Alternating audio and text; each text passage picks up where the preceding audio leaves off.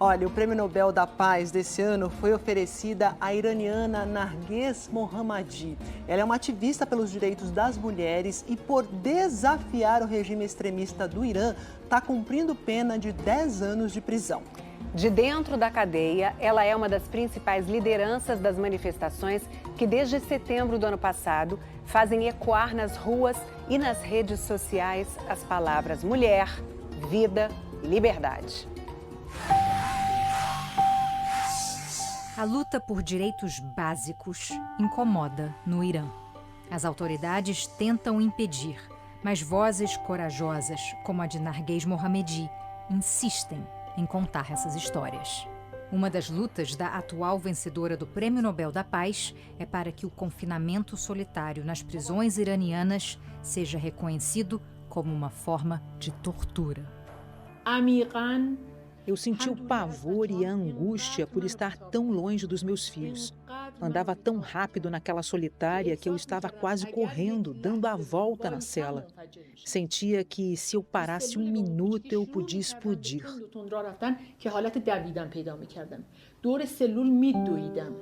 Além de dar o próprio depoimento, ela ouviu outros ativistas que passaram pelo isolamento forçado para escrever o livro Tortura Branca, que inspirou esse documentário. O filme foi gravado durante uma saída temporária da prisão para um tratamento cardíaco. Detido por 37 anos, esse ex-preso político passou 6 meses no vazio absoluto. As recordações são de causar frio na espinha. Quando fecham e trancam a porta, você sente que as 4 paredes vão te esmagar. Esse jornalista tenta explicar o inexplicável. Você está vivo, seus órgãos estão funcionando, mas o nada e o silêncio são uma forma de morte que você vai sentindo aos poucos na pele, na mente, no corpo. A técnica é muito usada por interrogadores da República Islâmica para conseguir confissões, que depois levam a penas de prisão perpétua ou morte. Esse líder estudantil se emociona ao lembrar o nojo que sentiu ao ser forçado a ler um documento cheio de mentiras. Eu assinei para colocar um fim àquelas interrogações brutais. O que se seguiu foi uma farsa de julgamento. Os produtores do documentário falaram com a nossa equipe. Depois de terem as casas vasculhadas e o equipamento confiscado, eles fugiram do Irã para poder terminar o filme.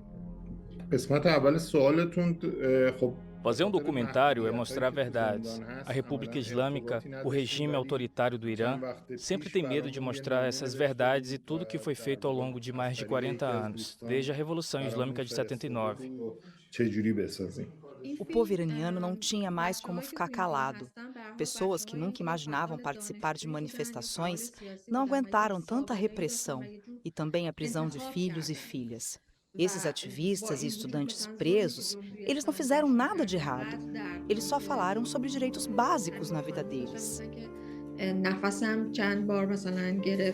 Narges Mohammadi conheceu essa forma de tortura psicológica em 2021, quando foi presa e jogada justamente no lugar que tentava combater, a solitária. Por enfrentar o regime, ela já foi detida 13 vezes. The Nobel Peace Prize for 2023 to Narges Mohammadi. O marido acompanhou o anúncio pela TV em Paris, onde vive com os filhos gêmeos do casal. Taghi não vê Narges há 11 anos. A foto do casamento é uma memória feliz e distante. Esse Nobel da Paz vai motivá-la ainda mais.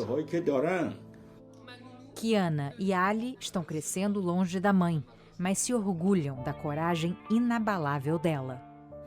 Não se preocupe por não estar aqui. Estamos nos mantendo fortes por você. O prêmio não é só da nossa mãe, é pela luta pelas mulheres, pela vida e pela liberdade. Não é a primeira vez que o Nobel da Paz vai para uma iraniana na luta por direitos humanos no país. Shirin Ebadi foi premiada em 2003. Eu estou muito feliz que esse prêmio tenha vindo para o Irã pela segunda vez. Eu espero que Narguez e outros prisioneiros políticos sejam soltos e que o Irã se torne democrático.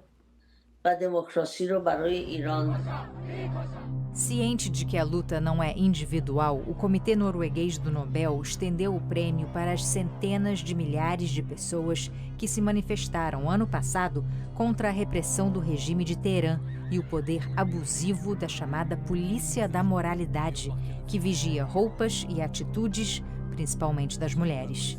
O estopim foi a morte da jovem Masha Amini, presa e morta por não usar o véu islâmico da maneira considerada adequada pelo conservadorismo dos ayatolás. O documentário francês Dentro da Resistência mostra a onda de protestos furiosos que varreu o país. Iranianas arrancaram os véus e queimaram nas fogueiras. Nas ruas, as palavras de ordem se tornaram mulher, vida, liberdade. A resposta da polícia foi violenta, tiros com balas de verdade. A intimidação explícita não funcionou. Mulheres, que o documentário optou por não identificar, agora desafiam o regime, saindo de casa sem o hijab, obrigatório desde 1979, ano da Revolução Islâmica. Uma delas é Gina, um nome fictício. Antes, eu cobria pelo menos o pescoço para sair de casa. Dependendo, cobria a cabeça. Mas agora, não uso nem o cachecol no frio. Não usar o véu é o meu jeito de resistir. Lugares como salões de beleza se tornaram ilhas de liberdade em meio à repressão. Sair sem o véu dá mais trabalho. Se pentear, se maquiar. Mas faz bem se sentir bonita para si mesma. A gente não liga se os homens gostam ou não. Eu, quando tenho que sair de véu e roupa comprida, capricho no batom bem vermelho. É para me sentir viva. O toda de preto parece que eu tô morta. A coragem dessa geração surpreende a dona do salão, que tem 40 anos.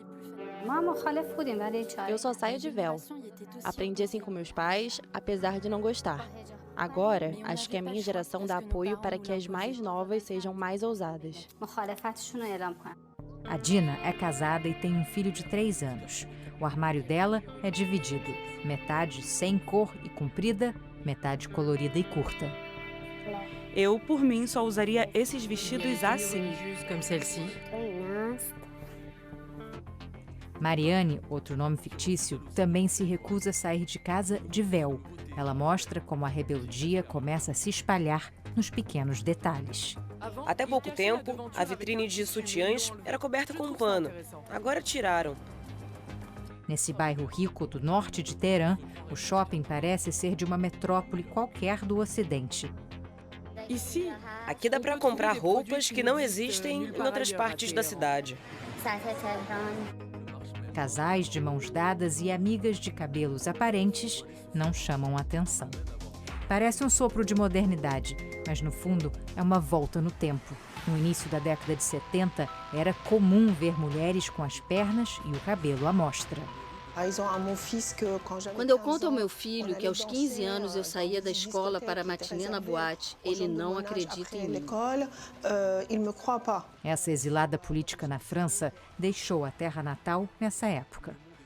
As mulheres não podem trabalhar sem o consentimento de um marido. Não podem sair de casa sem a autorização de um homem. A vida delas vale metade da vida de um homem. Isso está escrito no Código Penal. Hoje em dia, 80% da população é contra a ditadura no Irã. Essa resistência se manifesta em coquetéis Molotov atirados contra mesquitas, fotos queimadas de autoridades religiosas e a destruição de cartazes de propaganda. O governo se define como a encarnação do Islã. Portanto, qualquer ação contra o governo seria um ataque à religião, na opinião deles. Uma das vítimas dessa repressão conseguiu fugir do Irã.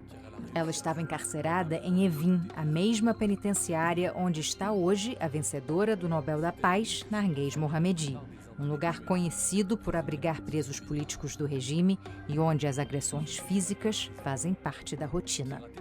J'ai été harcelée et torturée. Eu estava de olhos vendados o tempo todo. Fui torturada. Eles tiraram a minha roupa, me humilharam, rindo do meu corpo, gritando que minha pele era feia, e começaram a me tocar. Essa semana, uma jovem de 16 anos foi internada em estado grave na capital iraniana. Ativistas locais dizem que ela foi agredida pela polícia da moralidade por não cobrir a cabeça. Imagens mostram o momento em que Armita Geravand entra no trem. Instantes depois, ela é arrastada para fora, já inconsciente. O governo deu a sua versão. Armita desmaiou por causa de uma queda de açúcar no sangue, mas não divulgou imagens de dentro do vagão que poderiam esclarecer o que de fato aconteceu. Na sexta-feira, depois do anúncio do prêmio, Narges Mohammadi falou ao jornal The New York Times. Direto da prisão, disse que nunca deixará de brigar pela democracia, pela liberdade, pela igualdade. Em um artigo publicado mês passado, ela escreveu: "Quanto mais nos prendem, mais forte ficamos, porque mulheres são abastecidas pela vontade de sobreviver."